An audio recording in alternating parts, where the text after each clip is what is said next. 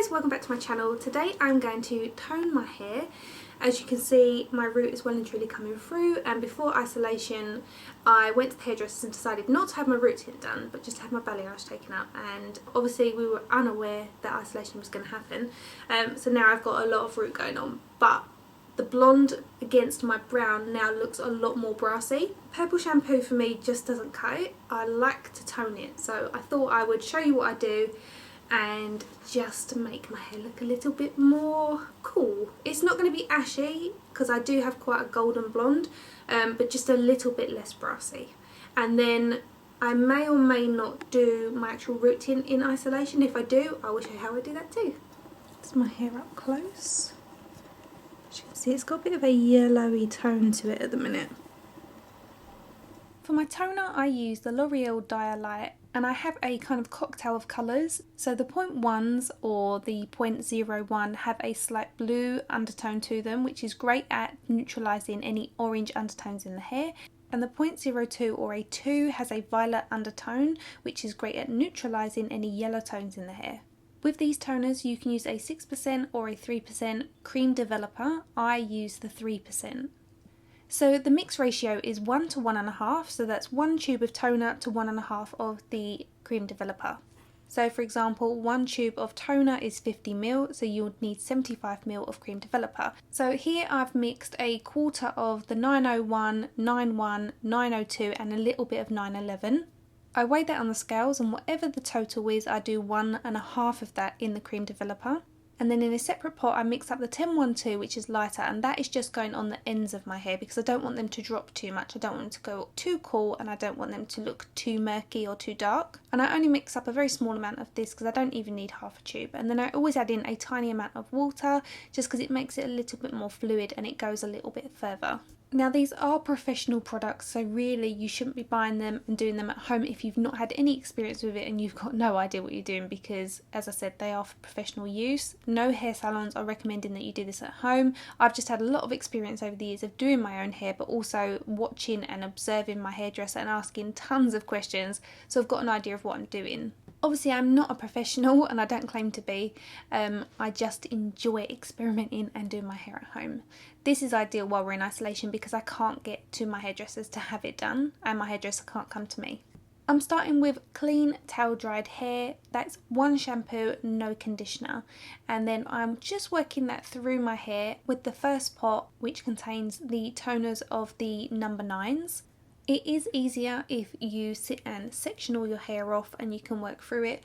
I'm a little bit of a slapdash, slap it on, get it on, and then just work over it with my brush. I'm not too concerned because I do have the help of Tommy, so if I need any sections done that I can't reach or I'm worried that I've not got everywhere, he can check it for me. So if you're isolated at home and you can order online and it is something that you're going to dabble in, which again I don't recommend, but if you're going to do it, make sure you've got an extra pair of hands around just to make sure that you've got everywhere. This isn't anything major in terms of if I missed a bit, you're not really going to notice it too much, so I'm not too worried. I'm sure there are a ton of you out there that are hairdressers and you will be screaming at me not to be sharing this online or that I'm not doing it the same way that you do.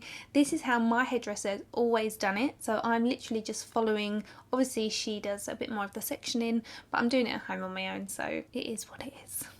Now I'm taking the 1012 and I'm working that through kind of the mid-lengths to the ends of my hair, just making sure all of the hair is coated, going backwards and forwards with my brush, and creating a soft fade between the two shades. I mean, there's not much in it that you're going to notice, but I do like to make sure that they are blended at the seam where they would meet. Now you can leave this on up to 20 minutes. I only leave mine on for about 8 to 10 minutes maximum, just because as you can see, when it's on, it's quite hard to determine how much your hair is going to drop by. But my hairdresser usually leaves it on for around then, so I'm doing the same. So once that's done, I'm ready to give it a shampoo. So first off, you want to make sure it's completely rinsed out, and you can normally tell when it's rinsed out because it has a bit of a silky texture, and then once that's gone, you're good to go in with your first shampoo.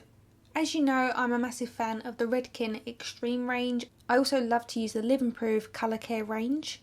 I love the herbal essences, argan oil of Morocco, which is beautiful, it smells amazing, and I'm also a fan of Kerastase shampoos, so there is a nice little mix there. So I give my hair a good shampoo, and I always do it twice just to make sure the product is completely out, but I always double shampoo my hair in the shower. I tend to only wash my hair once or twice a week. The first shampoo helps to lift any dirt or product that you've got in your hair, and then when you go in with the second shampoo, it cleans the hair and cleans your scalp. You'll also find that you only need a very tiny amount when you're doing the second shampoo because it really foams up because your hair is already lifted of dirt. So don't panic that you're going to end up using twice the amount of shampoo. I know some of you don't agree with double shampooing because you feel like it takes all the natural oils out of your hair and makes your scalp dry, but because I don't wash my hair daily, that doesn't affect me. I feel like I'm having to input loads of disclaimers. Also, I know some of you will be panicking that I'm rubbing my hair. I'm only rubbing it very gently between my hands. I'm not causing breakages. You can see that my hair's got to an amazing length, and that's because I look after it and I'm very careful with how I apply products in my hair. It may look as if I'm doing something that's quite rough, but I'm not. I'm being very, very gentle. So once I've rinsed out my shampoo, I squeeze all the excess water out and then I apply my conditioner and leave it on for a few minutes before rinsing it out. And I just love how silky your hair feels after you've used conditioner. If you're somebody that has very naturally curly hair, then you can actually cleanse and condition your hair with just conditioner. You can avoid shampoo altogether, and it's a really great way to make the most of your natural curls. So I finished drying my hair and I've just put a little bit of a curl to it, and as you can see, having it a little bit less brassy just helps the root look a bit softer. It doesn't look as harsh between the blonde and the brown, but I will consider tinting my root again. I'm still unsure whether I want to keep it lighter. I'm going to see how I get on. Thankfully I have a low maintenance hairstyle, so I don't have to worry too much about the root.